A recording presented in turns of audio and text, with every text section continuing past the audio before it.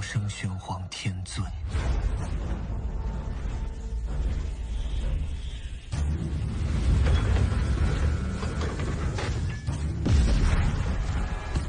Berjumpa lagi dengan Albara. Kita lanjutkan cerita Lord of the Mysteries.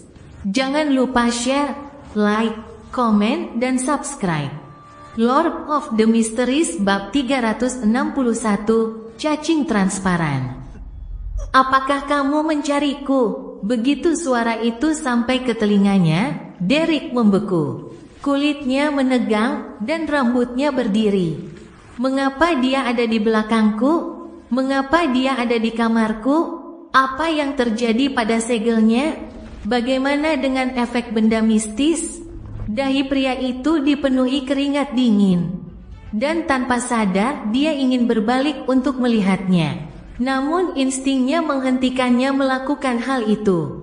Naluri ini berasal dari ajaran pelajaran pengetahuan umum tentang monster di Kota Perak dan kejadian aneh yang dialaminya setelah bergabung dengan tim patroli. Bila ada orang berbicara di belakangmu, jangan buru-buru menoleh. Derek mengangkat tangannya dan mengepalkannya di depan dadanya, lalu perlahan-lahan, dia berbalik sedikit demi sedikit. Ruangan itu diselimuti kegelapan, membuatnya mustahil untuk melihat apapun. Namun, ada secercah cahaya keemasan yang mengembang di kedua matanya, berubah menjadi sesuatu yang tampak seperti dua matahari mini. Dengan kekuatan light supplian miliknya, dia melihat sosok gelap duduk diam di tepi tempat tidurnya. Sosok gelap itu dengan cepat berubah jernih, memperlihatkan kepala yang telah terbelah dua. Di tengah kepalanya, dua otak abu-abu menggeliat seolah-olah hidup, mencoba mendekat satu sama lain tetapi tidak dapat melakukannya. Cairan kental dan pekat pada permukaan otaknya yang terputus telah berubah menjadi benang-benang tipis, tetapi benang-benang itu menyusut seperti belatung. Setiap mata yang berada di kedua sisi terpisah dipisahkan, dan batang hidung dipisahkan dari bagian tengah. Warna darahnya cerah dan jelas. Sisi kiri mulutnya terbuka, tetapi sisi kanannya tertutup rapat. Monster mengerikan ini telanjang dan terdapat banyak luka merah gelap di sekujur tubuhnya. Luka-luka yang tak terhitung jumlahnya telah terbuka dengan ganas, memperlihatkan deretan gigi putih. Mereka mengucapkan kalimat yang sama secara berurutan, "Apakah kau mencari aku?" Ia berhenti sejenak, sudut mulutnya dan tepi lukanya melengkung ke atas. "Lihat, apakah aku tidak normal?" Pupil mata Derek mengecil, dan tanpa berpikir, dia menaruh kedua tangannya yang terlipat di dada dan mengangkatnya ke dagu, seolah-olah sedang berdoa. Ruangan kecil itu tiba-tiba menjadi terang, dan seberkas cahaya murni, berputar-putar dengan api, jatuh dari atap dan mengenai tubuh monster itu. Balok itu tidak sebesar yang digunakan Derek di luar menara. Ini karena segel di sini dan benda mistis yang membuatnya terisolasi dari bagian luar menara. Namun, saat itu, Derek tertegun melihat sinar cahaya suci yang ia doakan tiba-tiba menebal. Saking terangnya, ia tak kuasa menahan diri untuk menutup mata. Beberapa saat kemudian, sesuatu yang lebih murni dan lebih tebal terpisah dari pilar cahaya yang megah itu. Ia tampak seperti manusia yang terbuat dari cahaya, tanpa fitur wajah dan pakaian. Manusia cahaya itu tiba-tiba bersinar dan menerkam monster itu. Semua mulut monster itu tiba-tiba terbuka, seolah-olah mengeluarkan pekikan mengerikan. Namun, Derek tidak mendengar apapun. Monster itu mulai bergetar hebat dan dengan cepat hancur di bawah pembakaran dan penerangan dari manusia cahaya, menghilang seolah-olah meleleh. Tepat saat hendak menjadi transparan, sesosok hantu mengenakan jubah panjang klasik hitam dan topi runcing tiba-tiba muncul. Bayangan itu berambut hitam, bermata hitam, berdahi lebar, dan berwajah tirus. Ia mengenakan kacamata berlensa tunggal yang diukir dari kristal. Begitu dia muncul, manusia cahaya itu meledak, dan penglihatan Derek dipenuhi dengan warna putih. Ketika penglihatannya pulih, ia mendapati dirinya berada di luar ruangan, di koridor dengan lampu logam menyala di dalamnya, dalam cahaya redup matahari terbenam. Ia memiringkan kepalanya dengan pandangan kosong dan melihat ke dalam ruangan. Ia melihat sosok tinggi berotot mengenakan celana panjang gelap dan mantel coklat. Di depan sosok itu terdapat tempat tempat Derek tidur. Sinar-sinar cahaya bagaikan fajar mengembun pada tulang kaki berwarna putih, mengubahnya menjadi pedang tajam berwarna putih bersih. Di samping pedang lurus itu terletak seekor cacing tembus pandang. Panjangnya hanya sebesar ibu jari, dan ketipisannya hampir seperti jari anak kecil. Cincin demi cincin, dengan warna-warna yang sepenuhnya transparan, membaginya menjadi banyak bagian. Itu adalah pemandangan yang cepat berlalu, dan tanpa menghitung secara khusus jumlah cincinnya, ia punya firasat sama bahwa jumlahnya ada sekitar 10. Sosok jangkung yang membelakanginya mengulurkan tangan untuk mengambil cacing tembus pandang yang aneh itu. Sambil berbalik, ia mendesah. Itu hampir saja. Pada saat itulah Derek akhirnya melihat wajah sosok tinggi itu. Rambutnya beruban, tak terawat, dan agak berantakan. Ada kerutan dalam di sekitar pipinya, tetapi tidak ada kerutan di sudut matanya. Beberapa bekas luka lama, entah dalam atau bengkok, masih tersisa di pipinya. Dia mengenakan kemeja berwarna kuning muda dengan ikat pinggang kulit kotak-kotak di pinggangnya, dan mata biru pucatnya tampak dalam dan lapuk, seperti buku penuh cerita.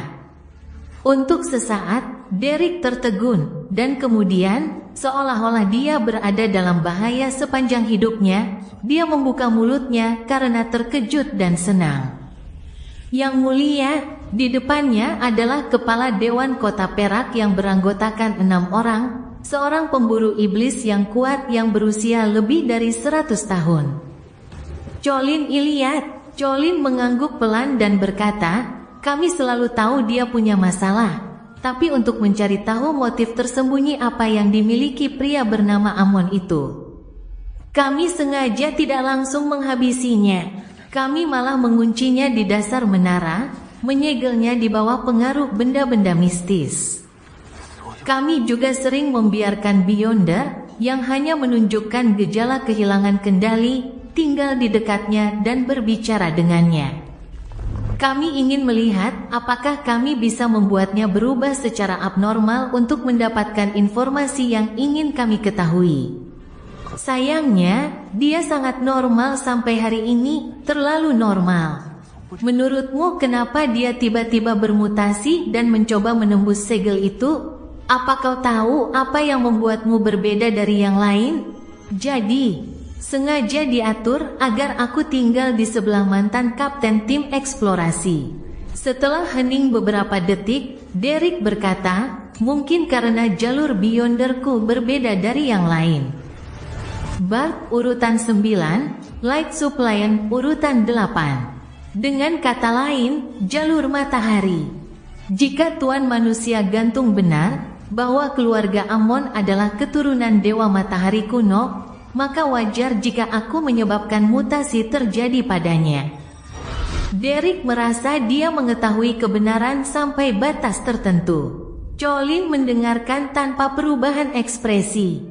Ia mengamati Derek selama beberapa detik sebelum berkata, "Kami sedang mengawasinya." Para anggota dewan yang beranggotakan 6 orang itu bergantian, tetapi kami tidak menyangka dia tiba-tiba bermutasi. Tidak ada tanda-tanda peringatan, dan tindakannya sangat tegas dan penuh tekad. "Apa yang kamu lakukan di ruangan itu tadi?" Derek, yang tengah mempertimbangkan hubungan antara jalur matahari dan Dewa Matahari kuno, tidak langsung menyadari apa yang ditanyakan sang kepala. Ketika dia menyadarinya, Pikirannya masih kosong karena dia serius mengingat apa yang telah dia lakukan. Aku tidak melakukan apa-apa, aku hanya mengetuk dinding dan mencoba berbicara dengannya. Sebelum ini, aku berpartisipasi dalam pertemuan tarot.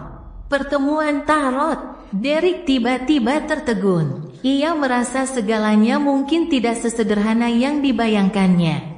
Ia tahu ia tak bisa memberitahu kepala suku tentang pikirannya, tetapi ia tak tahu harus berekspresi seperti apa, jadi ia hanya bisa mempertahankan kesunyiannya yang sunyi dan tertahan. Ia berkata sambil merenung, aku mengetuk dinding itu 3 kali. Sebelum itu, lilin di kamarku padam, dan kegelapan total menyelimuti. Aku sudah mencoba melatih beberapa kekuatan Beyonderku. Colin menatap mata Derek dengan tenang dan berkata setelah hampir 20 detik, sayangnya, apa yang ditinggalkan Amon dalam jiwanya bukanlah tubuh aslinya. Lagi pula, kejadian ini terjadi terlalu tiba-tiba, sehingga kami tidak dapat memperoleh hasil yang diinginkan. Sebelum mutasinya, apakah kamu merasakan sesuatu yang salah? Tidak. Derek menggelengkan kepalanya dengan keyakinan. Mata Colin tiba-tiba memancarkan 2 simbol hijau tua yang rumit, dan dia memantulkan tubuh Derek di dalamnya. Setelah hampir 10 detik hening, kepala kota perak menutup matanya dan berkata, kondisimu sudah stabil. Kau tidak perlu perawatan lagi, jadi kau boleh pulang sekarang. Derek terkejut. Baiklah. Dia menyaksikan pemburu iblis Colin Iliad kembali ke dalam ruangan, mengambil pedang putih tajam, lalu memutar-mutarnya di tangannya. Ia menarik napas dalam-dalam dan berjalan menyusuri koridor menuju pintu keluar. Di tengah perjalanan, ia bertemu para penjaga yang bergegas menghampiri satu demi satu. Ia perlahan berjalan pulang dan menutup pintu. Ia mengamati sekelilingnya dengan saksama sejenak, lalu duduk di tepi tempat tidur dan melantunkan mantra dengan suara lirih. Si bodoh yang tak berasal dari era ini, kaulah penguasa misterius di atas kabut kelabu, kaulah Raja Kuning dan Hitam yang membawa keberuntungan. Saya baru saja mengalami sesuatu yang mengerikan. Derek menceritakan apa yang telah terjadi dan menyebutkan 2 tebakannya. Setelah melakukan semua itu, dia merasa jauh lebih tenang. Dan dengan pikiran tegangnya yang mulai rileks, ia merasakan kelelahan luar biasa melandanya. Ia berbaring dan segera tertidur. Di ruangan yang sunyi dan gelap itu, kilatan petir sesekali akan menerangi segalanya. Jika tidak, semuanya akan tampak seperti malam yang gelap. Derek yang sedang tidur tiba-tiba menjentikkan jari telunjuk kanannya dan mengetukkannya dengan santai di tempat tidur. Sekali, 2 kali, 3 kali. Setelah pertemuan tarot, Klein tidak meramal karakteristik Beyonder milik manusia serigala atau botol racun biologis karena pengeluaran spiritualnya. Sebaliknya, ia langsung kembali ke dunia nyata untuk tidur siang. Setelah 20 menit, ia bangun dan menutup tirai, membiarkan cahaya yang menembus kabut membawa sedikit cahaya ke dalam ruangan. Duduk di kursi di depan meja, Klein menenangkan diri dan mulai mempertimbangkan apa yang perlu dia lakukan dalam jangka pendek. Tujuan utamanya adalah untuk terus menyimpulkan aturan-aturan seorang penyihir dan membuat penyesuaian berdasarkan umpan balik halus dari spiritualitas saya. Meskipun aturan seperti jangan pernah tampil tanpa persiapan, perlunya panggung dan pertunjukan, dan menyelesaikan pertunjukan dengan cara pengalihan tampaknya tidak bermasalah saat ini. Jika saya terus berakting seperti ini dan melakukan sedikit penyesuaian, pada akhirnya saya akan mencerna ramuan tersebut dan mencapai tahap peningkatan. Namun, akting seperti ini belum cukup. Saya masih kekurangan beberapa aturan penting. Saat ini, apa yang saya lakukan akan membuat proses pencernaan lambat dan tidak menyeluruh. Mungkin butuh waktu 1 tahun, atau bahkan 2 atau 3 tahun sebelum peningkatan urutan saya memungkinkan. Dan Ince Zhangwil tidak akan tinggal di sana menungguku. Hanya dengan menjadi Beyonder urutan tinggi sesegera mungkin, aku akan memenuhi syarat untuk membalas dendam. Oleh karena itu, memahami aturan-aturan penyihir lainnya sangatlah penting. Pertama-tama, saya akan menentukannya melalui eksperimen. Apakah tepuk tangan penonton akan membangkitkan spiritualitas saya dan menghasilkan pencernaan ramuan yang lebih baik? Tepat saat Klein tengah berpikir keras, dia mendengar serangkaian permohonan yang tersusun secara ilusif. Lord of the Mysteries bab 362, Ritual Perbuatan Rahasia. Suara laki-laki, apakah itu Tuan Gantung atau matahari kecil? Klein memandang langit yang suram keluar jendela, bangkit, dan pergi ke kamar mandi di sebelahnya. Ia mengunci pintu, melangkah 4 langkah berlawanan arah jarum jam, dan tiba di atas kabut kelabu. Di dalam ruang misterius itu, sebuah istana kuno yang menjulang tinggi berdiri dengan tenang. Suara laki-laki yang samar bergema secara berurutan dan terus-menerus. Klein meliriknya dan memastikan bahwa doa itu berasal dari Little Sun. Ia duduk di kursi si bodoh dan mengulurkan tangan kanannya, memancarkan spiritualitasnya untuk menyentuh bintang merah tua yang bersangkutan. Tiba-tiba, suaranya menjadi jelas dan berlapis, dan Klein dengan cepat mengetahui apa yang dibicarakan The Sun. Mantan kapten tim eksplorasi, yang telah melihat Amon, tiba-tiba kehilangan kendali dan secara aneh menembus segel, tiba di kamarnya. Untungnya, Kota Perak menanggapi masalah ini dengan serius dan selalu siap siaga, jika tidak, tragedi pasti akan terjadi. The Sun yakin mustahil tidak ada alasan di balik hilangnya kendali pria itu. Ia mengemukakan 2 kemungkinan. 1. Jalur Beyondernya sendiri memenuhi syarat sebagai keturunan Dewa Matahari kuno, dan kemungkinan lainnya. Pria itu mungkin merasakan pertemuan tarot dan tarikan rahasia Tuan Bodoh. Jika itu yang pertama, dia tidak akan menunggu sampai hari ini dan menunggu sampai akhir pertemuan tarot sebelum kehilangan kendali. Alasan yang terakhir memiliki kemungkinan lebih besar. Ini pertama kalinya aku bertemu seseorang yang bisa merasakan hal-hal yang berkaitan dengan kabut abu-abu. Amon itu sangat menakutkan. Tidak heran keluarga mereka dikenal sebagai penghujat selama zaman keempat. Bahkan nama belakang mereka pun tabu. Klein tanpa sadar menatap bintang merah tua dan pemohon yang sesuai.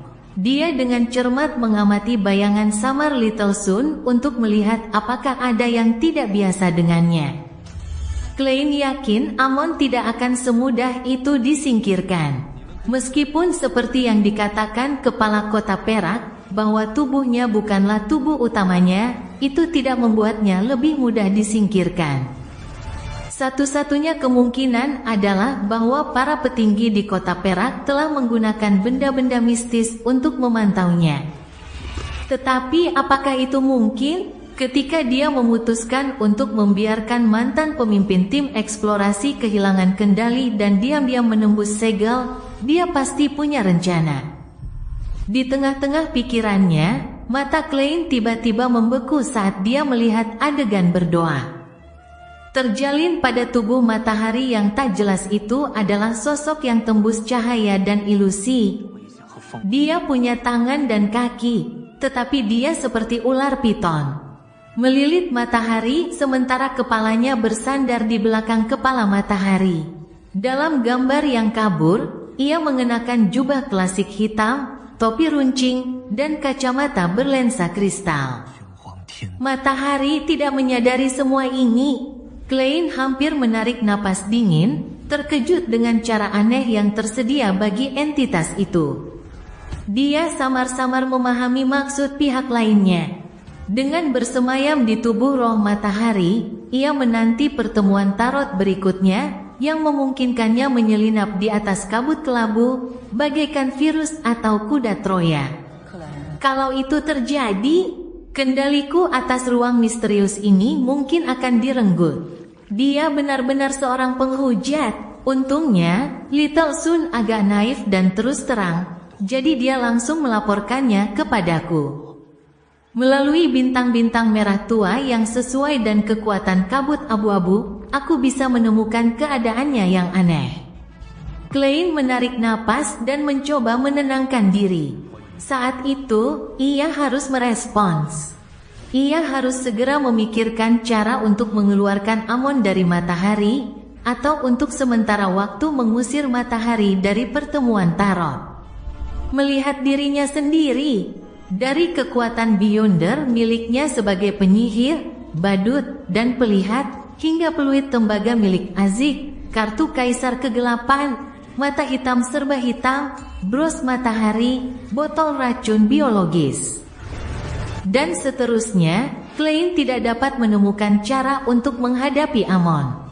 Urutan Amon jelas berada di atas urutan 4, dan cara yang tersedia baginya pastilah cukup aneh. Untuk bisa lolos dari artefak mistis dan para pemburu iblis yang kuat di kota perak. Itu berarti dia bukanlah sesuatu yang bisa dengan mudah dilenyapkan dengan benda atau kekuatan biasa. Setelah berpikir sejenak dan melihat sekeliling, Klein menemukan hanya ada satu kemungkinan untuk melenyapkan Amon, kabut kelabu, ruang misterius ini. Aku harus memikirkan cara untuk mencungkil kekuatannya. Ritual pengorbanan dan pemberian sebelumnya adalah contohnya. Dengan alur pikiran ini, Klein mengalihkan pandangannya ke kitab rahasia. Kitab mistisisme ini, yang berasal dari Raja Dukun kuno Klarman, mencatat banyak ritual misterius yang membutuhkan bantuan dari bulan primitif. Klein, yang pernah membacanya sebelumnya, samar-samar ingat bahwa beberapa di antaranya cocok untuk skenario seperti itu. Tentu saja, tidak diketahui perubahan apa yang harus ia buat setelah mengarahkannya kepada si bodoh. Ia hanya bisa tetap berharap dan berusaha sebaik mungkin. Saat Klein membolak-balik buku itu, matanya tertuju pada sebuah ritual. Pengorbanan bulan darah. Sihir ritualistik ini jelas berbeda dari sihir sederhana yang pernah dipelajari Klein sebelumnya dan menggunakan unsur perbuatan rahasia. Prosesnya adalah dengan menggunakan material yang kaya akan spiritualitas, sebaiknya darah seorang Beyonder, untuk menuliskan nama terhormat target tindakan rahasia tersebut pada kulit binatang, dan menggambar simbol serta label magis yang sesuai. Jika perlu, keadaan spesifik pada waktu dan tempat tertentu juga harus diperhitungkan. Bila ini telah selesai, tuan rumah ritual akan mendirikan altar, mengambil potongan kulit, dan mengulang nama yang terhormat, membiarkan spiritualitas mereka meresap ke dalam kulit, menyebarkannya secara bertahap. Sedikit demi sedikit untuk membentuk ikatan tersembunyi dengan makhluk agung yang sesuai, dan memperoleh pengalaman spiritual atau bantuan yang sesuai. Hasil akhir dari ritual ini tidak diketahui. Semuanya bergantung pada apa yang dianugerahkan oleh makhluk tersembunyi atau agung. Atau lebih tepatnya, berdasarkan karakteristik seseorang, pengetahuan dan kekuatan yang bisa diperoleh melalui ikatan rahasia itu juga berbeda. Ritual yang agak samar dan subjektif ini memberi Klein kebebasan yang cukup untuk memodifikasi dan memanipulasinya. Jika ia mengambil sikap melenyapkan Amon secara paksa sejak awal, Amon pasti akan melawan dan menciptakan kecelakaan berbahaya. Jika target dari perbuatan rahasia itu adalah sang pencipta sejati atau sang bijak tersembunyi, wajar saja jika ritual itu berakhir dengan kegilaan. Klein bergumam sambil menyulap pena dan kertas dan mulai memodifikasi pengorbanan bulan darah untuk mengubahnya menjadi ritual perbuatan rahasia milik si bodoh. Pertama, ia mengganti nama yang terhormat itu dengan 3 kalimat Raja Kuning dan Hitam. Kemudian, ia mengganti simbol simbolis itu dengan simbol di belakang kursi si bodoh. Simbol unik itu terdiri dari bagian mata tanpa pupil yang tersembunyi dan garis-garis yang terpelintir. Yang ketiga adalah merancang label sihir yang sesuai dengan simbol dan pengetahuan mistisismenya. Ini adalah langkah yang paling sulit. Kesalahan apapun akan menyebabkan seluruh ritual menghasilkan perkembangan yang tak terduga. Terakhir, ia harus memodifikasi tata letak altar agar lebih dekat dengan si bodoh dan Raja Kuning dan Hitam. Setelah menyibukkan dirinya cukup lama, Klein mempunyai ritual perbuatan rahasia baru, tetapi dia tidak yakin apakah itu akan berhasil.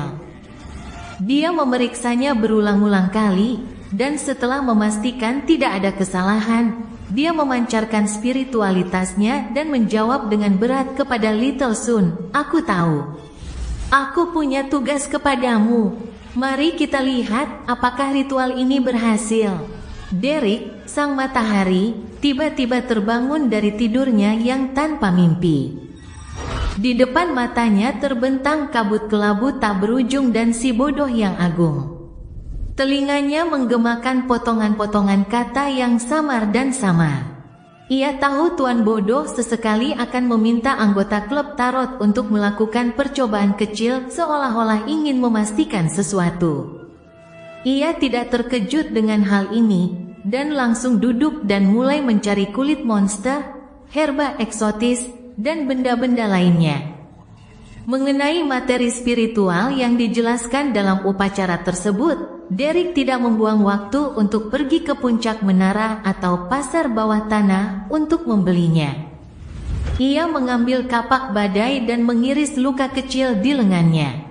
Secara diam-diam, ia menggunakan darahnya sendiri sebagai tinta, dan ia menulis nama si bodoh beserta simbol-simbol dan label sihirnya pada kulit monster yang berlubang. Setelah beberapa saat, ia meletakkan pena bulunya yang berlumuran darah. Ia melihat banyak simbol misterius di kulitnya, dan warnanya merah cerah, menyiratkan jejak-jejak perbuatan iblis yang tak terlukiskan. Setelah mengobati luka di lengannya, Derek yang berwajah pucat segera menyelesaikan persiapan altar. Ia mengambil kata berwarna merah darah dan berbagai simbol mengerikan dari kulit kayu, lalu menggenggamnya erat-erat. Ia menatap nyala lilin yang berkelap-kelip di hadapannya, memejamkan mata, menundukkan kepala, dan berulang kali melafalkan nama-nama terhormat si bodoh yang tak seharusnya ada di era ini, penguasa misterius di atas kabut kelabu. Raja Kuning dan Hitam yang membawa keberuntungan. Spiritualitas Derek perlahan mengalir keluar dan meresap ke dalam kulit itu, dan tulisan-tulisan dalam jotun serta simbol-simbol sihir di atasnya pun segera menjadi cerah. Warnanya merah tua yang mencolok. Pada saat itu, dia yang telah memasuki kondisi cogitation, perenungan, hanya merasakan jiwanya berangsur-angsur menghilang saat melayang ke ketinggian yang tak terukur, bersentuhan dengan kabut putih keabu-abuan, dan makhluk agung yang tersembunyi. Di atas kabut kelabu, di dalam istana yang tampak seperti tempat tinggal raksasa. Menyadari bahwa sang matahari tidak menunjukkan tanda-tanda penundaan dalam mempersiapkan ritual, Klein memilih untuk menunggu di sana di atas kabut kelabu.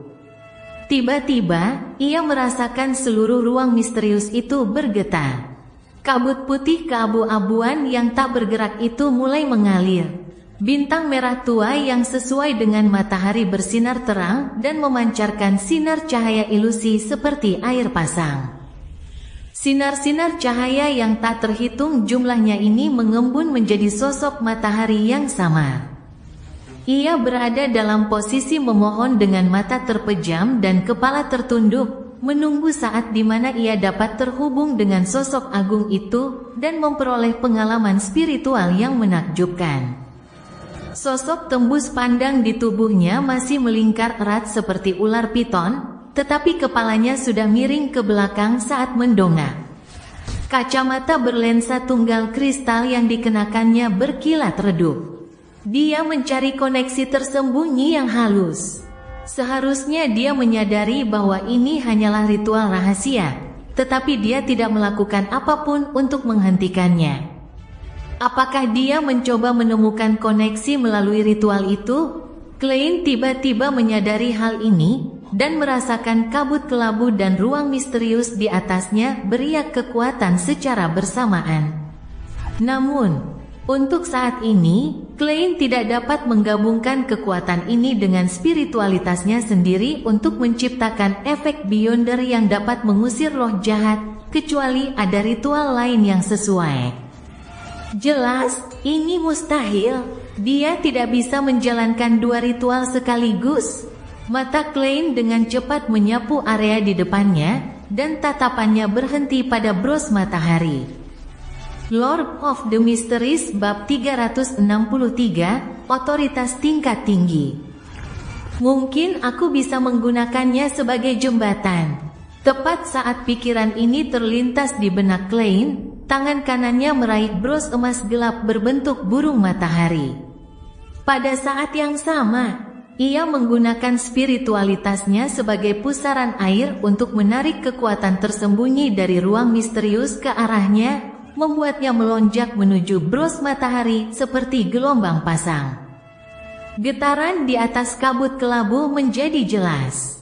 Titik-titik kecil cahaya murni terjalin dan menyapu ke arah Klein, menyatu dengan spiritualitasnya. Bros emas gelap berbentuk burung matahari itu mulai bersinar dengan kecemerlangan yang menyilaukan. Cahayanya semakin terang dan pekat, dan dalam sekejap, setetes demi setetes cairan emas bening mulai mengembun. Cairan itu dengan cepat menyatu dan membentuk sosok manusia setinggi Klein. Sosok emas, sosok suci, benar-benar berhasil. Air suci matahari yang diciptakan dari tingkat kekuatan yang lebih tinggi lebih mendekati anugerah Tuhan. Hati Klein dipenuhi sukacita. Ia mengalihkan pandangannya kembali ke bintang merah tua yang melambangkan matahari. Ia kemudian menatap sosok yang sedang menunggu untuk terikat dengan makhluk agung itu. Adapun sosok dewa yang terkondensasi oleh air suci matahari keemasan, itu bukanlah hasil dari bros matahari, tetapi sekadar manifestasi dari pikiran bawah sadar Klein. Setelah mencapai langkah ini, ia telah membiarkan sosok emas itu bergerak maju. Melalui bintang merah tua yang ilusif, ia menyatu dengan matahari kecil melalui ritual rahasia. Mengusir roh jahat yang tersembunyi di dalam tubuhnya, sekaligus memberinya sejumlah pengetahuan dan pengalaman spiritual yang ajaib. Akan tetapi, Klein tidak memiliki banyak keyakinan pada saat itu. Kekuatan ruang misterius itu jelas lebih tinggi daripada spiritualitasnya, membuatnya tak mampu mengendalikannya dengan lancar. Akibatnya, kekuatan sosok emas itu bercampur aduk, kacau, dan kurang terkoordinasi. Jika ia menggunakannya begitu saja, efeknya paling banyak hanya 10% dari yang ia harapkan. Adapun Amon, yang diduga sebagai keturunan Dewa Matahari kuno, ia lahir dalam keluarga penghujat di zaman keempat Kekaisaran Tudor. Meskipun bukan tubuh utamanya, ia berhasil menyembunyikan identitasnya dari pemburu iblis urutan tinggi yang kuat dan benda-benda mistis kuat yang melindungi keberadaan kota perak. Klein benar-benar tidak terlalu yakin dengan efeknya yang hanya sebesar 10%. Rencana awalnya hanyalah mencoba. Jika benar-benar tidak berhasil, ia akan memblokir The Sun untuk sementara waktu, lalu menghubunginya kembali ketika ia menemukan solusi yang lebih baik. Akan tetapi, setelah sampai sejauh ini, Klein tentu menginginkan hasil terbaik dan berusaha keras untuk berhasil sekaligus. Setelah menyamar sebagai si bodoh yang bagaikan dewa, dia pun punya sedikit harga diri, dan dia ingin menjaga reputasinya. Dia tertawa meremehkan diri sendiri saat bersiap mencari cara untuk meningkatkan efek figur emas itu guna mengusir entitas jahat di saat-saat terakhir. Tentu saja, aku hanya bisa membuang beberapa detik saja, kalau tidak, ritualnya akan berakhir. Mata Klein menyapu benda-benda di atas meja perunggu panjang itu lagi, hanya memikirkan kata-kata tingkat tinggi. Karena intuisi spiritualnya sebagai seorang pelihat, tatapannya tertuju pada sebuah benda. Kartu penghujatan, kartu kaisar kegelapan. Dari semua barang yang dimiliki Klein, hanya barang itu yang cocok dengan kata-kata tingkat tinggi mengenai peluit tembaga milik Azik. Klein ingat dengan jelas bahwa peluit itu telah sepenuhnya diredam ketika perusahaan keamanan Blackton berhadapan dengan keturunan dewa jahat. Namun, yang dimaksud dengan level tinggi kartu kaisar kegelapan adalah pengetahuan yang terkandung di dalamnya. Itu tidak benar. Setelah pemiliknya mencapai Beyonder urutan tinggi, kartu itu dapat menghasilkan respons halus dengan bahan-bahan Beyonder yang dibutuhkan. Lebih lanjut, kartu itu juga memiliki karakteristik anti ramalan dan anti nubuat. Dengan kata lain, levelnya tidak rendah. Aku tidak perlu menggunakannya untuk bertarung. Selama aku bisa menggunakan level tingginya untuk menekan kekuatan ruang misterius di atas kabut ini, dan jika aku bisa meminimalkan koordinasi yang kacau dan tidak wajar dari figur emas itu sudah cukup. Klein segera mendapat ide. Ia mengulurkan tangannya ke arah kartu kaisar kegelapan yang bagian belakangnya menghadap ke atas. Tepat pada saat itu, dia melihat pemandangan yang menakutkan melalui sudut matanya. Di bawah bayang-bayang matahari yang dibentuk oleh sinar ilusi bintang merah tua, sebuah telapak tangan yang begitu keriput hingga hanya tersisa kulit dan tulang, tiba-tiba terulur ke depan. Perlahan namun kuat, telapak tangan itu meraih batas bintang merah tua itu, memancarkan perasaan seolah-olah menembus realitas dan memasuki ranah jiwa. Amon mencoba menggunakan koneksi itu untuk merobek batas dan mengulurkan tangannya ke dalam kabut abu-abu. Suara mendesing. Untuk pertama kalinya, kabut putih keabu-abuan yang tak berujung itu kacau balau. Aliran sebelumnya tampak berubah menjadi gelombang saat angin kencang terbentuk. Pupil mata Klein mengecil. Ia tak ragu lagi dan mengambil kartu kaisar kegelapan. Begitu dia memegang benda itu di tangannya, dia langsung merasakan bahwa spiritualitasnya tidak lagi tertundukkan oleh kekuatan ruang misterius itu. Tiba-tiba, sosok emas itu tumbuh luar biasa tinggi, dan di punggungnya tumbuh sepasang sayap hitam legam yang sangat besar. Totalnya ada 12 pasang. Pada setiap pasang sayapnya, terdapat bulu-bulu gelap dan terang yang diukir dengan banyak simbol misterius. Kontras antara emas dan hitam sangat mencolok, dan sosok besar yang dikendarai Klein mengembangkan sayapnya untuk menutupi kubah besar istana yang menjulang tinggi. Tanpa suara, sosok cahaya dan kegelapan yang sakral namun rusak itu berkelebat, bertumpang tindih dengan manifestasi matahari kecil yang dibentuk oleh bintang merah tua. Cahaya dan bayangan berpotongan, dan angin kencang bertiup ke segala arah. Telapak tangan yang begitu keriput hingga tak berdaging, hingga hanya tersisa kulit dan tulang, menyusut ke belakang tak terkendali, tetapi juga dengan tegas menolak untuk mundur. Rasanya seperti orang yang terjatuh dari tebing dan mengulurkan tangannya untuk memegang tonjolan itu, tetapi tidak mau melepaskannya apapun yang terjadi. Suara mendesing. Di tengah suara-suara ilusi dan kacau itu, cahaya dan kegelapan meletus sepenuhnya. Tangan yang keriput itu akhirnya kehilangan penyangganya, dan jatuh terjerembab, terus-menerus hancur dan lenyap. Setelah beberapa detik, kabut kelabu dan ruang misterius di atasnya kembali ke ketenangan sebelumnya, seolah-olah tidak ada seorang pun yang masuk ke dalamnya selama ribuan tahun. Klein kembali fokus dan melihat bahwa sosok Little Sun yang samar-samar tidak lagi terjerat dengan entitas yang bengkok dan tak berwujud itu. Fiuh, tak mampu menahan diri, ia menghela napas lega. Lalu, ia memunculkan bayangan kontras dari sebelumnya dan melemparkannya ke sosok matahari kecil yang muncul dalam cahaya merah tua, memungkinkannya untuk memahaminya sepenuhnya. Di rumah tangga Bert di kota Perak, Derek merasa terjaga dan terombang-ambing pada saat yang sama. Seolah-olah dia dapat melihat bayangan dengan bentuk yang tak terlukiskan.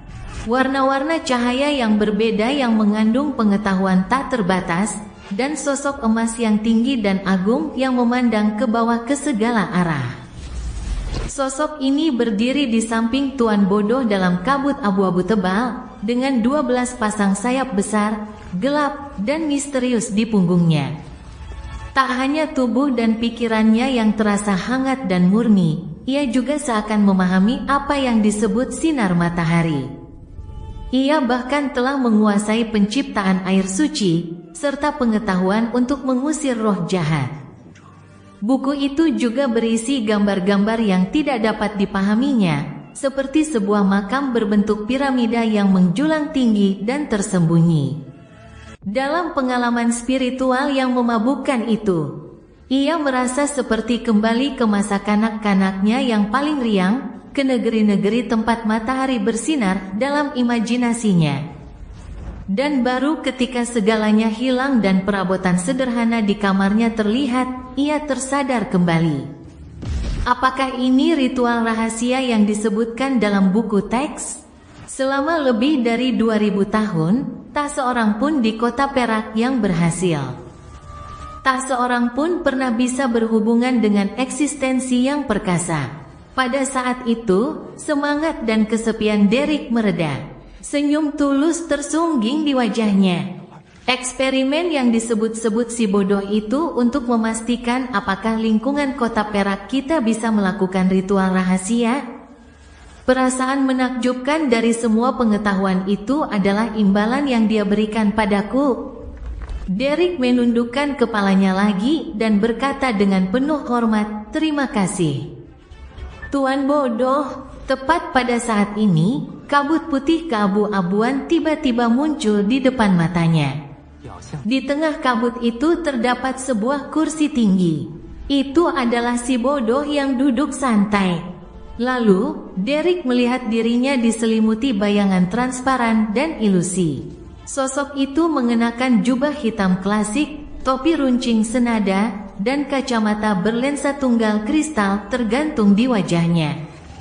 Kacamata itu melingkari tubuhnya seperti ular piton. Ini, Amon tidak mati. Dia lolos dari deteksi benda-benda mistis dan perhatian yang mulia. Dan dia menjadi parasit di tubuh rohku. Mata Derek melebar, dan dia melihat dirinya seperti sekarang, tidak lagi terjerat oleh Amon. Apakah Tuan Bodoh memperhatikannya dan menghabisinya? Hati Derek yang terpuruk menjadi tenang sementara keringat dingin mengucur di dahinya karena rasa takut yang masih ada. Di sisi lain, wajahnya menunjukkan ekspresi penghormatan yang naluriah.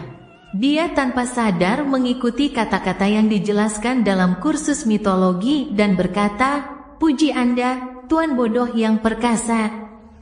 Di suatu tempat dalam kegelapan yang pekat, sambaran petir menyambar langit, menerangi sekelilingnya. Ini adalah dataran yang penuh dengan jurang, dan raksasa bermata tunggal berwarna hijau tua tengah berkeliaran tanpa sadar. Matanya tak bernyawa, dan wajahnya dipenuhi jejak nanah yang membusuk. Gas berwarna kuning keabu-abuan merembes dari tubuhnya dan menyatu di udara, membentuk banyak awan. Dan di bawah kakinya, di jurang paling gelap di dataran itu, ada sesosok yang berdiri di tepi jurang, menghadap ke daratan di bawahnya. Dengan bantuan petir, sebuah bangunan tebal dan lebar berwarna putih keabu-abuan dapat terlihat samar-samar di dasar jurang. Sosok itu mengenakan jubah hitam klasik dan topi runcing berwarna sama. Ia memiliki rambut hitam keriting, mata hitam, dahi lebar, dan pipi tirus. Ia tampak identik dengan hantu yang pernah dilihat Derek Bert. Ia mengangkat tangannya dan mencubit kacamata berlensa tunggal kristal itu. Kemudian, ia menoleh ke kiri dan memandang ke kejauhan. Seperti yang diharapkan, bisiknya tiba-tiba dalam bahasa Vesak kuno. Setelah berhenti sejenak, pria itu tersenyum dan mengucapkan kata-kata si bodoh. Sebelum dia selesai berbicara, dia sudah melompat ke jurang di depannya. Pada saat itu, petir mereda sejenak dan kegelapan menyelimuti dunia sepenuhnya. Setelah melenyapkan ancaman mematikan itu, Klein kembali ke dunia nyata, sekali lagi merasakan kebutuhan mendesak untuk memajukan urutannya. Amon yang kulenyapkan bukanlah tubuh utamanya. Jika dia benar-benar tertarik pada ruang misterius di atas kabut abu-abu, dia akan segera kembali ke kota perak. Saat itu, aku penasaran apakah 2 benda mistis legendaris dan 3 pemburu iblis akan mampu menghentikannya. Untuk klon biasa yang begitu aneh dan mengerikan, orang bisa membayangkan betapa kuatnya tubuh utamanya. Oleh karena itu, aku perlu menyelesaikan sisa aturan penyihir sesegera mungkin dan, melalui proses pencernaan dan pengembangan, lebih memahami ruang misterius di atas abu-abu. Mungkin, tetua gembala kota perak akan digunakan. Jika dia benar-benar dirusak oleh sang pencipta sejati. Klein membuka pintu kamar mandi dan turun ke lantai pertama sambil berpikir keras. Lord of the Mysteries bab 364, Katedral Ketenangan. Bagaimana dengan aturan penyihir lainnya? Sambil Klein iseng membolak-balik koran yang telah selesai dibacanya, ia memikirkan hal-hal yang paling penting baginya. Ia sudah mempertimbangkan satu hal sebelumnya, yaitu perbedaan antara memiliki penonton yang mendukungnya dan tidak memilikinya. Namun, hal ini saja rasanya belum cukup. Dengan pikiran ini, pikiran Klein menjadi liar saat dia tiba-tiba memikirkan sesuatu. Ketika saya masih seorang peramal, diakui dan dipuji sebagai peramal sejati membuat saya merasa proses mencerna ramuan ajaib menjadi lebih cepat. Setelah saya memahami prinsip-prinsip peramal, saya mulai percaya bahwa tidak ada korelasi langsung antara pandangan dan umpan balik dari orang lain, dan bahwa itu hanyalah ekspresi, bukan sesuatu yang substansial. Jika saya bertindak cukup baik, saya secara alami akan diakui, dan pencernaan saya secara alami akan lebih cepat. Maksudku, saya selalu percaya bahwa itu adalah 2 respons berbeda dengan hasil yang sama, dan bukan sesuatu yang berhubungan dengan kausalitas.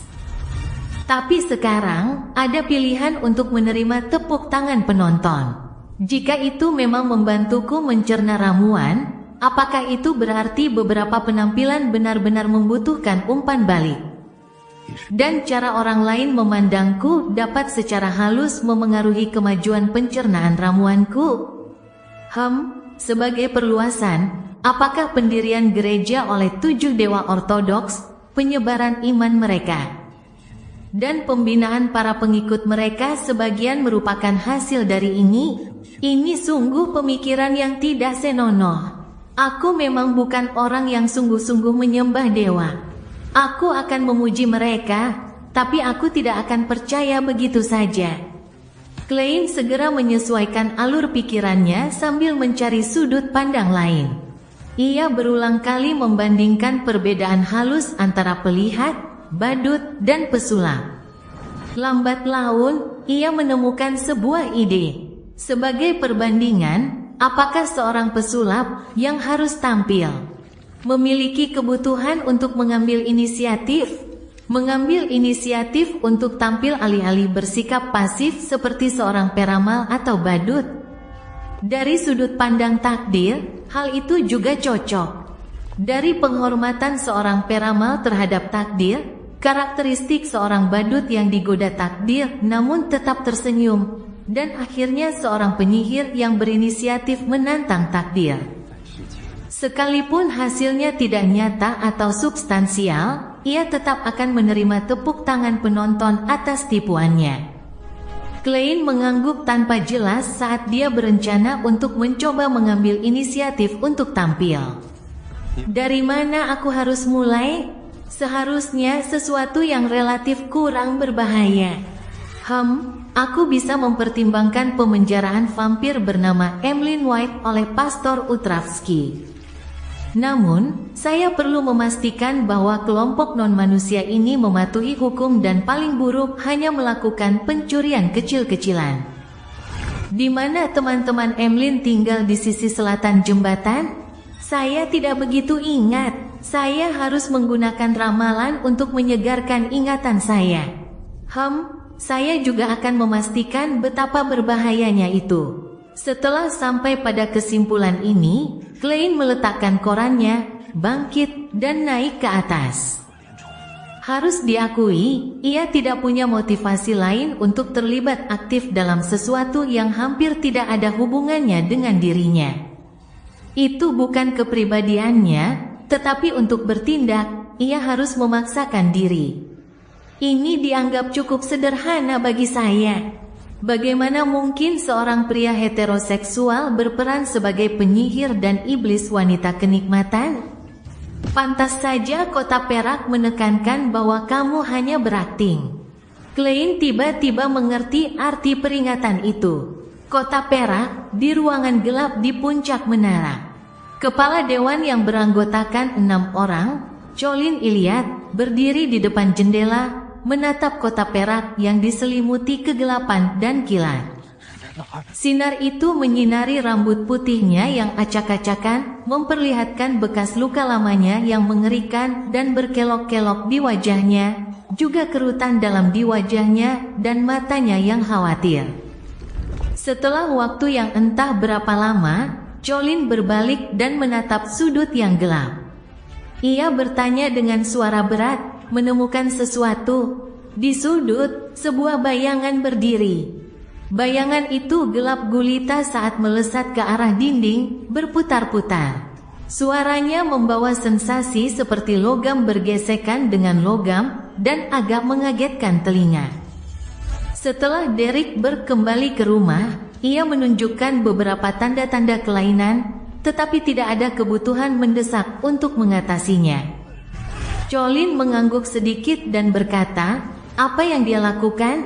Dengan bantuan benda mistis di dasar menara, Rampager dan klon sosok misterius itu berhasil disingkirkan.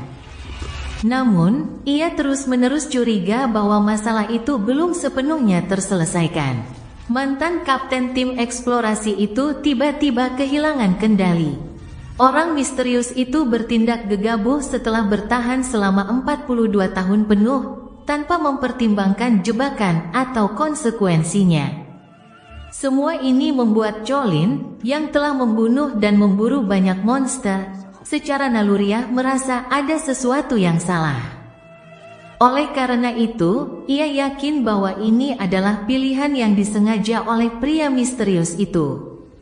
Meskipun tujuan sebenarnya dari pria misterius itu masih belum diketahui, ia pasti memiliki semacam metode lanjutan, dan menyingkirkannya tidak akan semudah itu.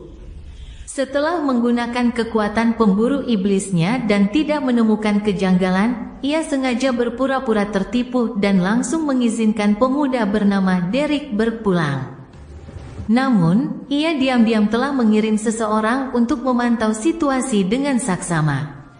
Ini benar-benar berbeda dari metode detensi dan observasi yang pernah digunakan Colin sebelumnya. Perubahan ini tak punya pilihan lain selain ia lakukan. Bayangan hitam yang sedikit berputar itu menjawab. Setelah dia masuk ke kamar, dia duduk di tepi tempat tidur dan bergumam sendiri cukup lama. Karena aku takut pria misterius itu akan menemukanku, aku tidak terlalu dekat, jadi aku tidak bisa mendengar dengan jelas apa yang dikatakannya. Namun, aku bisa memastikan bahwa ini adalah tanda yang tidak normal. Setelah berbicara sendiri, Derek tampak sangat lelah dan tertidur sangat cepat. Namun, setelah tidur siang di toko, ia tiba-tiba terbangun dan melakukan suatu ritual. Saya menduga pikirannya tidak jernih saat melakukannya dan ia dikendalikan oleh pria misterius itu.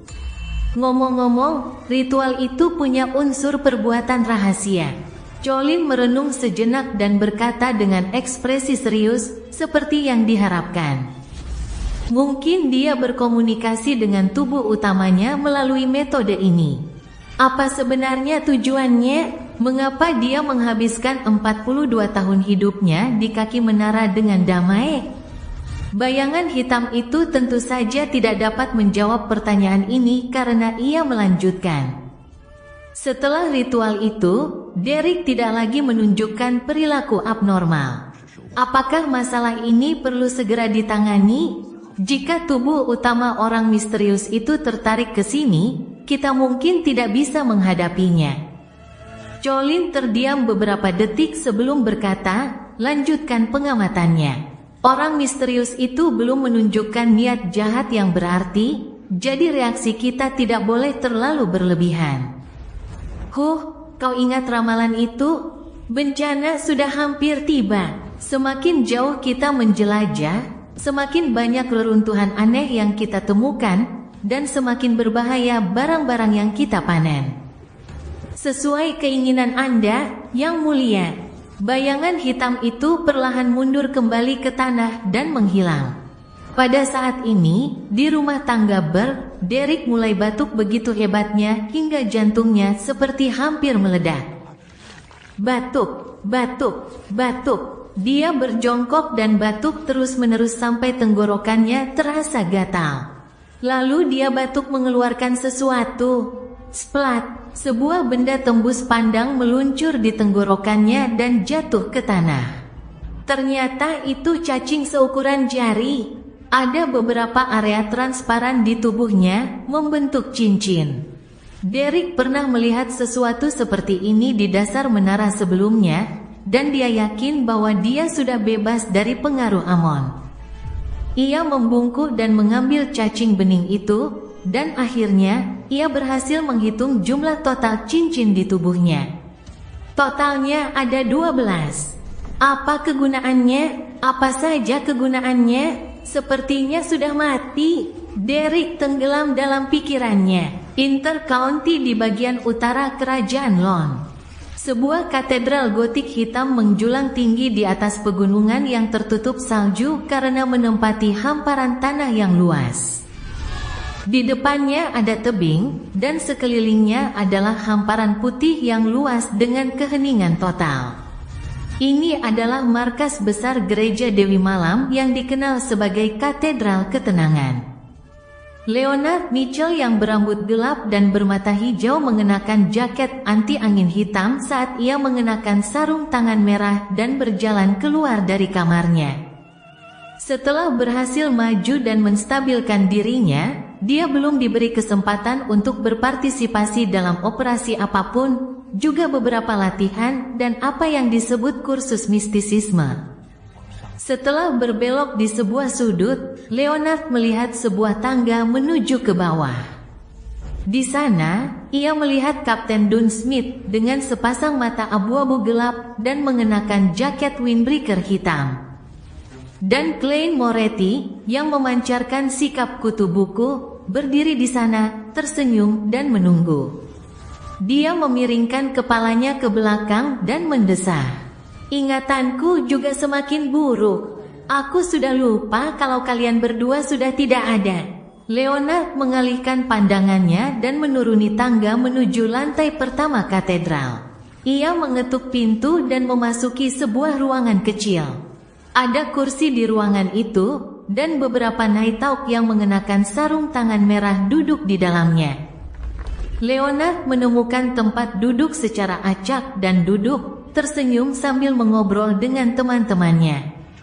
Tak lama kemudian, dia akan berpangkat tinggi, Crested Casimir.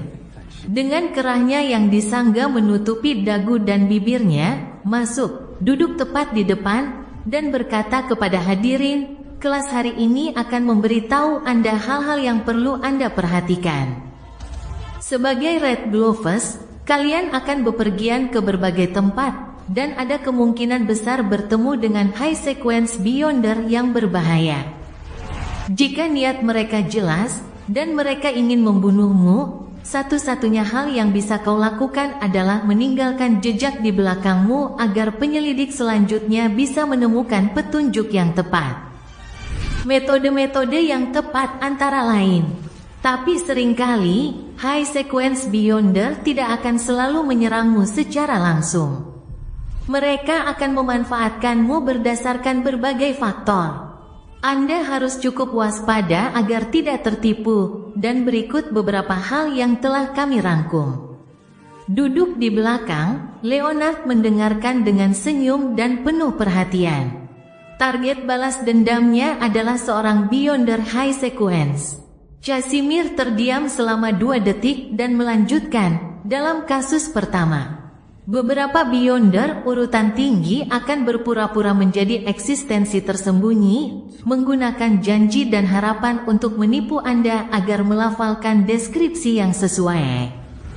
Dalam kasus kedua, beberapa Beyonder urutan tinggi mungkin terkekang dalam keadaan tersegel. Mereka akan bertindak sebagai benda mistis yang dapat membantumu keluar dari kesulitanmu. Misalnya, lampu ajaib yang dapat mengabulkan 3 permintaan atau kolam permohonan. Kasus ketiga adalah untuk ramuan urutan tinggi bernama parasit. Mereka sering mengaku telah kehilangan tubuh mereka dan hanya bisa bertahan hidup bersama tubuh rohmu. Mereka hanya bisa mengandalkanmu dan tidak akan menyakitimu. Mereka kemudian akan memberimu pengetahuan, formula, dan segala macam manfaat. Berharap kau bisa menjadi kuat sehingga suatu hari nanti kau bisa membantunya merekonstruksi tubuhnya atau membalas dendam. Pada kenyataannya, Beyonders yang memiliki parasit hanya akan menjadi nutrisi bagi parasit, sehingga memperpanjang umur dan kondisi parasit. Saat Leonard mendengarkan, senyumnya memudar. Lord of the Mysteries bab 365, Vampir dengan hobi unik. Katedral Ketenangan tampak sangat indah di malam hari, berpadu dengan bulan merah tua yang menjulang tinggi di langit, menerangi daratan dengan dingin. Leonard memasuki kamarnya, melepas 2 sarung tangan merahnya, dan melemparkannya ke atas meja kayu. Dengan ekspresi muram, dia duduk di depan jendela kaca berpola, punggungnya menghadap keluar saat dia bermandikan cahaya bulan. Setelah 10 detik terdiam, dia berkata pelan, hampir menggertakkan giginya, jadi kau parasit. Suara Leonard bergema samar di telinganya sendiri, teredam oleh kemarahan, ketegangan, rasa kehilangan, dan ketakutan yang nyata. Dalam sekejap mata, suara yang agak tua bergema di benaknya. Bisa dibilang begitu. Apa sebenarnya yang kau inginkan? Apa kau makhluk yang menguras hidupku dengan cara parasitmu? Atau kau menungguku menjadi lebih kuat, agar kau bisa langsung melahap karakteristik Beyonderku? Seperti mengolah ramuan humanoid, suara Leonard tertahan, tapi sama sekali tidak pelan. Suara yang agak tua dalam benaknya tertawa. Akulah pertemuanmu yang tak disengaja, bukankah kau selalu berpikir begitu? Kau percaya dirimu unik dan menjadi protagonis era ini. Sebenarnya, kau tidak bersikap sombong dan angkuh seperti biasanya. Lagi pula, kau memang mewaspadaiku. Hehe, setelah aku mengajarimu metode akting, kau bahkan tidak fokus mempelajarinya. Yang kau lakukan hanyalah usaha yang sangat dangkal. Kau membuang-buang waktu lama sebelum kau mencernanya dan bahkan menyembunyikannya. Kau tidak mengejar ramuan mimpi buruk. Hanya setelah kau bertemu dengan keturunan Sang Pencipta sejati dan mengalami kemunduran, barulah kau bersedia maju ke urutan 7. Penyesalanmu telah membuatmu berhalusinasi. Leonard, pikirkan baik-baik. Apa aku tidak mengerti gereja Dewi Malam? Saat aku berurusan dengan mereka, bahkan yang disebut Canis pun belum lahir. Tidakkah aku tahu bahwa gereja Dewi Malam mengetahui tentang parasit? Tidakkah aku menyadari bahwa sarung tangan merah akan memahami rahasia-rahasia tertentu untuk mencegah infiltrasi para Beyonder urutan tinggi? Tapi apakah aku pernah menghentikanmu untuk bergabung dengan Red Gloves?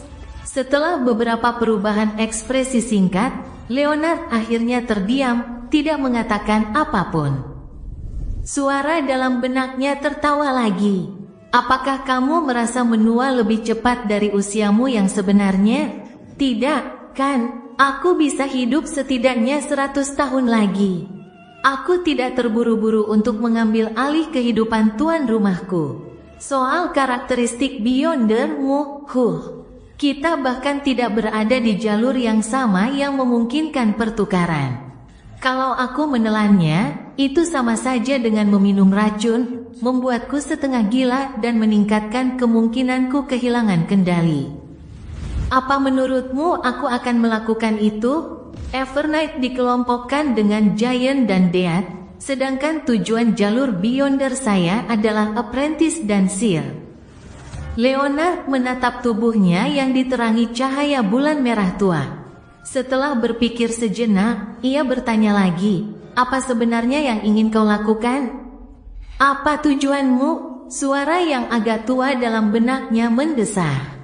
Bukankah sudah kukatakan padamu, aku telah menderita kerusakan yang luar biasa, dan aku membutuhkan inang untuk pulih secara perlahan, dan aku harus bersembunyi dari musuh yang mengerikan. Nighthawks, gereja Dewi Malam, adalah pilihan yang cukup baik sebagai inang.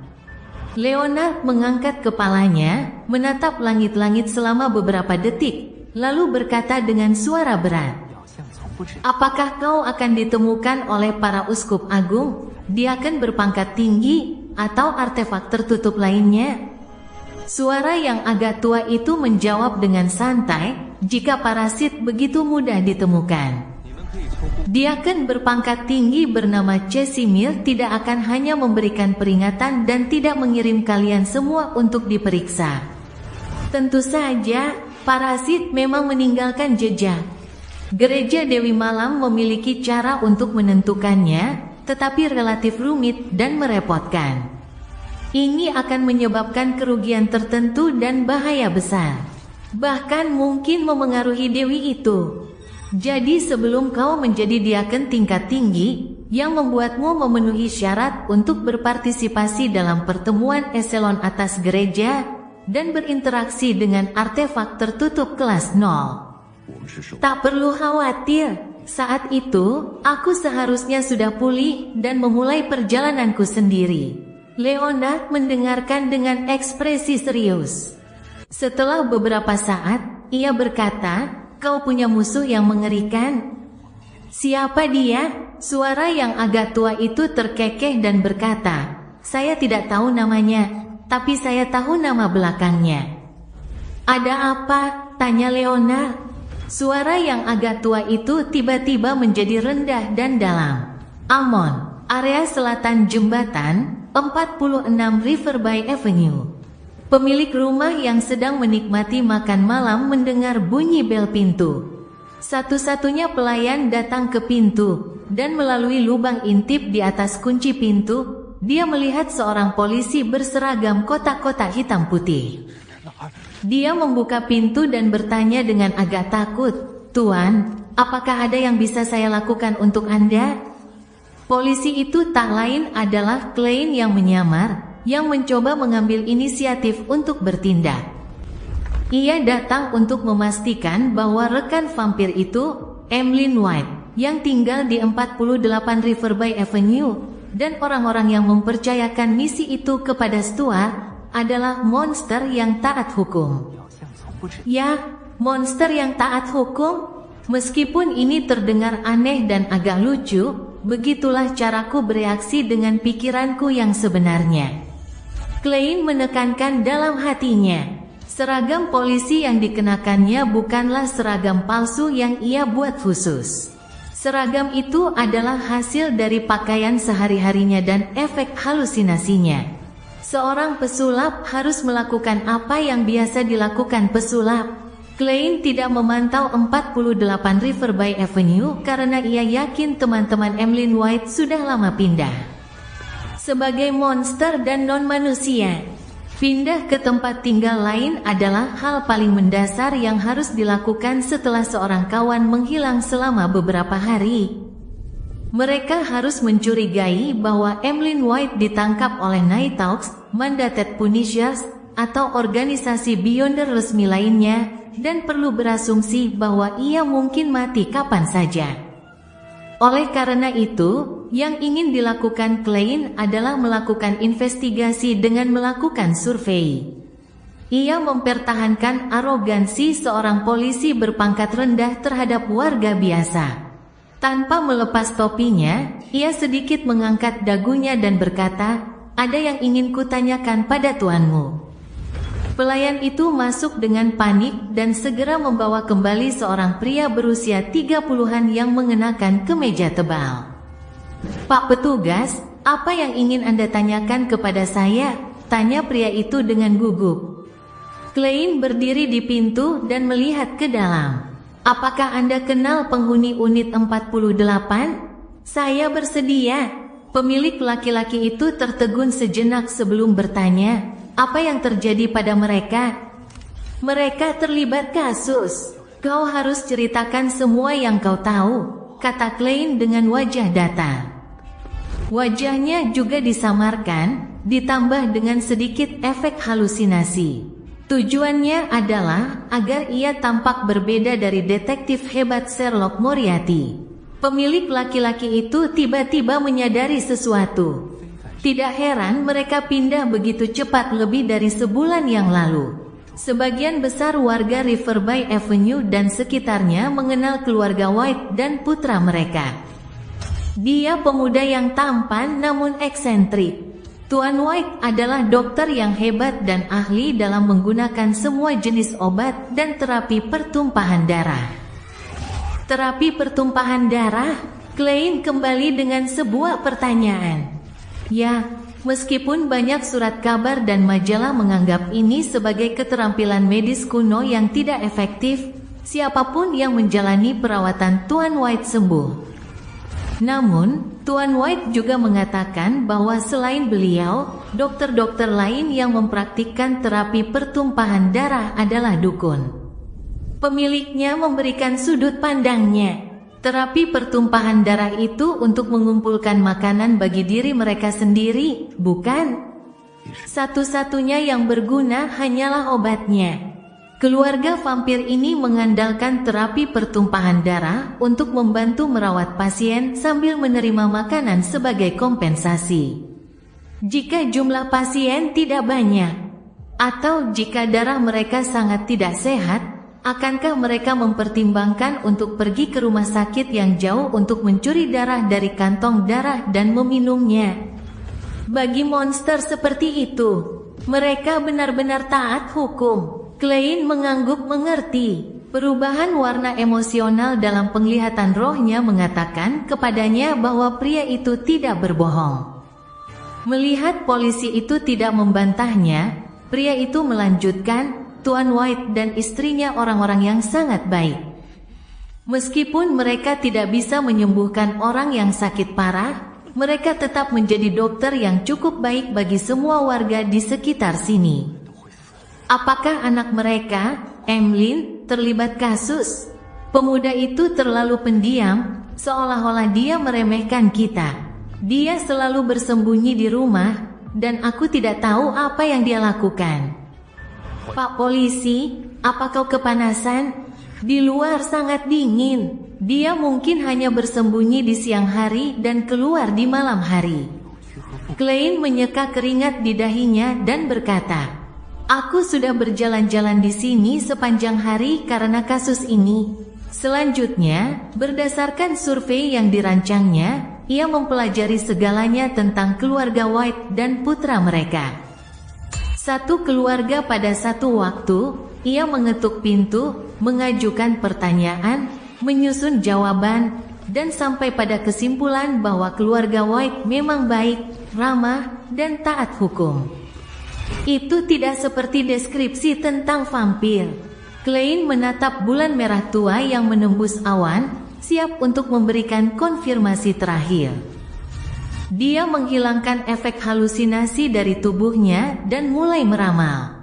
Setelah memastikan tidak ada bahaya, dia pergi ke samping dan naik ke rumah di 48 Riverby Avenue. Orang lain mungkin tidak tahu siapa yang membawa Emlyn White pergi, karena takut akan ditindaklanjuti dengan kunjungan resmi dari Beyonder resmi. Tetapi Klein tahu apa yang sedang terjadi dan tidak khawatir tentang jebakan. Saat memasuki lantai 2, ia memanfaatkan cahaya bulan untuk melihat kamar-kamar yang berantakan. Banyak barang yang belum diambil. Melalui barang-barang ini, ia bisa membayangkan betapa tergesa-gesanya pemiliknya pergi. Dia bahkan menemukan beberapa buku berharga tentang tanaman herbal di ruang kerjanya, termasuk beberapa resep masakan rakyat pedesaan yang populer. Saat dia berjalan, Klein memasuki salah satu kamar tidur, dan bayangan mulai terlihat. Ia melompat ketakutan, membayangkan dirinya telah disergap. Ia hampir menjentikkan jarinya untuk menyalakan korek api yang telah dilemparkan keluar. Untungnya, tidak ada serangan yang terjadi. Cahaya bulan merah menyala menembus jendela, menerangi seluruh ruangan. Klein akhirnya bisa melihat dengan jelas bayangan hitam itu. Mereka tidak memiliki kilauan spiritual, dan mereka adalah patung-patung dengan ukuran yang bervariasi. Yang terbesar hanya sedikit lebih pendek dari Klein. Sosoknya adalah seorang gadis yang mengenakan rok panjang yang indah. Lengan dan kerahnya dihiasi renda dan pita. Patung perempuan ini jelas lebih mirip patung lilin. Wajahnya tampak hidup dan hidup, rambut pirang keemasannya, dan mata merahnya memikat dan indah. Yang terkecil hanya seukuran telapak tangan orang normal. Sosok itu adalah seorang wanita yang mengenakan pelindung tubuh perak. Ia tampak gagah berani dan heroik, sekaligus murah hati dan cantik. Saat matanya mengamati setiap patung, Klein tiba-tiba teringat sesuatu. Di bawah pengaruh Roselle, perkembangan seni patung mengalami dua tren. Satu adalah tipe yang menggemaskan, yang memungkinkan mereka berganti pakaian, sementara yang lain berusaha menjadi lebih realistis. Klein melihat sekeliling dan tidak dapat menahan diri untuk berseru, patung-patung ini tidak murah. Jangan bilang kalau Emlyn adalah vampir yang terobsesi dengan patung. Cerita bersambung. Jangan lupa share, like, komen, dan subscribe, agar tidak ketinggalan cerita selanjutnya.